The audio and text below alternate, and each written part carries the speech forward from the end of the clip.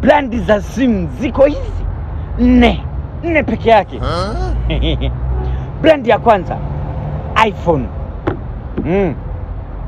Mtu wa maana kabisa iPhone. Safi. Tumia iPhone unaonekana brandi safi. Mtaani safi, sharobalo. Brandi ya pili Samsung. Simu za matajiri kabisa hizo. Matajiri ndio wananielewa naongea nini nikizungumza Samsung. Kuna Google Pixel brand. Hamna kabisa hapo, ni vijana hao wanatumia ambao ndo wanajitafuta kwenye maisha. Hauna hapa ana ghetto, ana gesi ndo anatumia Google Pixel. Hiyo ni Pixel. Brand ya mwisho ni Nokia. Yaani hapa hauna mbadala cha kufanya, una lolote, una nini? Uko chuo unasoma.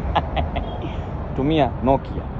Hiyo ndio brand inakufaa. Hamna kabisa, yaani una mbadala, umeshashindwa cha kufanya. Unanuka makwapa. Unatumia nini? Pixel. Nokia.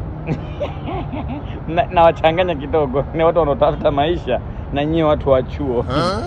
Tumieni Nokia. So mtu changanye mafaili nao masimsimu yenu haya yaeleweki. Mtu lisimu hujaponyeza limesha kusaidia kuponyeza. Yaani upo unafikiria kwamba hivi ngoja niende niingie kwenye contact. Tayari limeshaingia lisimu.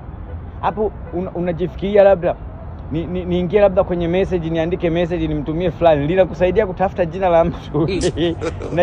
Na message linaandika linatuma. Ila kwa kweli nunueni simu. Acha nikutumia masimu yenu. Hapo kule unakuta unawaza kabisa kwamba hapa ngoja sasa hivi niingie labda Instagram, upo una chat hivi. Ile unaponyeza tu Instagram, simu limeshajibonyeza kitambo, limeshakusaidia mpaka limecomment.